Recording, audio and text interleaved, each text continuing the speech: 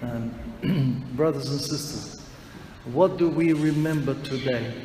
We remember some historical events that happened over 1,000 years ago, when in the year 840 AD, a tragic period in the history of the church, a difficult, very difficult, a bloody period, when the icons were persecuted. It ended in Constantinople with a solemn procession through the city with icons in a big way that hadn't been done for so long. And in a sense, this completed a large epoch, a large period of time that began with the first great council of the church, the Nicene Council, 325 AD. It has to do with theology, the knowledge of God. Knowledge of God as He reveals Himself to us through the Holy Scriptures and through holy tradition, which the Church preserves. What is the importance of the icon?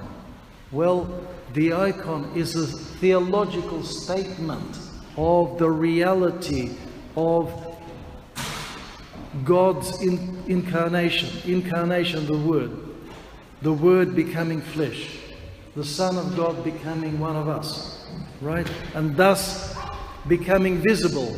What was forbidden in the Old Testament, except for the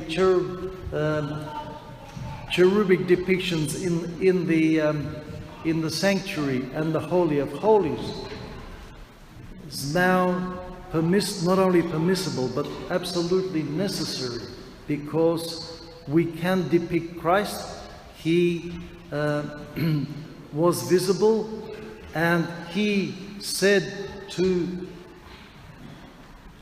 Philip, of whom we hear today in the story as Philip goes and calls his friend Nathanael to join the followers of Christ. Philip asked at the mystical supper, at the Last Supper, and show us the Father and shall suffice. And Christ said to him, you've been so long with me, how is it that you don't understand that he who has seen me has seen the Father? He is the image, living image of the invisible, transcendental God, the Father. An icon of Christ is an image of that image, but it's not just a picture. It is a focal point, a point of meeting in prayer, prayerful meeting with God. That's what an icon of Christ is.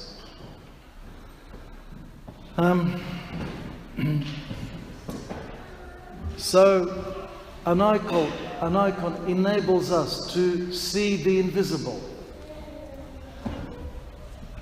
St. John of Damascus says, if anyone asks you about your faith, bring them to your church and show them the icons. The icons speak volumes about the faith. Now, in human experience, to see is to know, to understand. This is even reflected in human language. We say, do you see what I mean? Do you see? Do you understand? Do you know? Okay? Orthodoxy is that vision of the invisible with the eyes of faith. As the Lord reveals to Nathanael in this encounter that we hear about in the Gospel story, He opens Nathanael's eyes to faith, to the invisible. And in order that this miracle happens to us, we need to work. Nathanael wasn't lazy, even though when Philip told him about finding the Messiah, he said, can anything good come from Nazareth? But he wasn't passive and lazy. He made the effort to go and see, because this is what Philip said, "Come and see."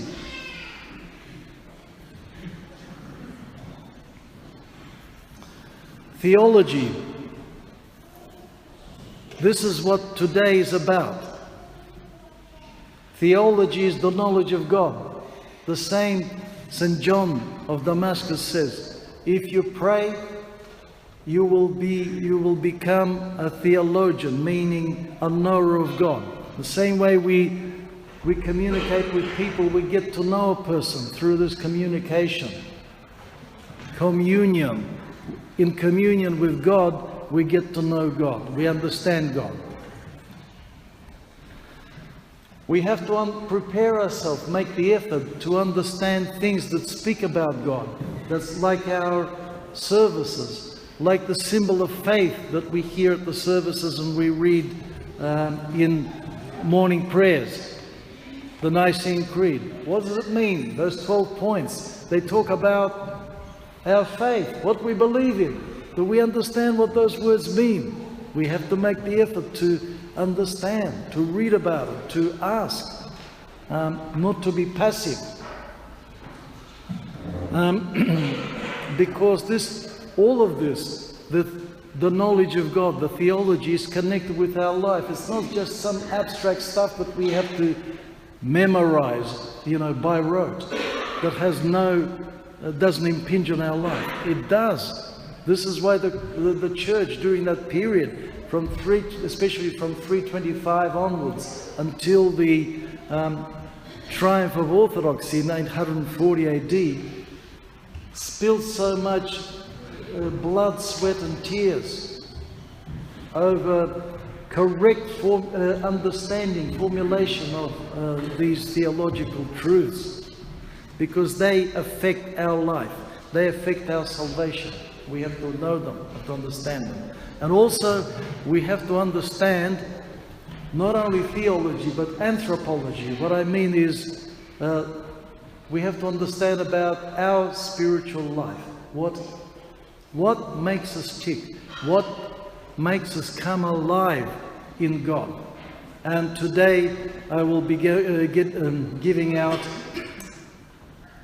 a leaflet about not judging our neighbor. It's taken from a beautiful ancient book, and it's just an extract from one of the chapters, a small extract from one of the chapters, right? From Dorotheus of Gaza, whose book used to be given to every novice, male and female, when they entered the monastery. We have to know this, we have to read it. I want to introduce you to this. Have a sample of it, taste it, and you'll want to read more. So today is about seeing God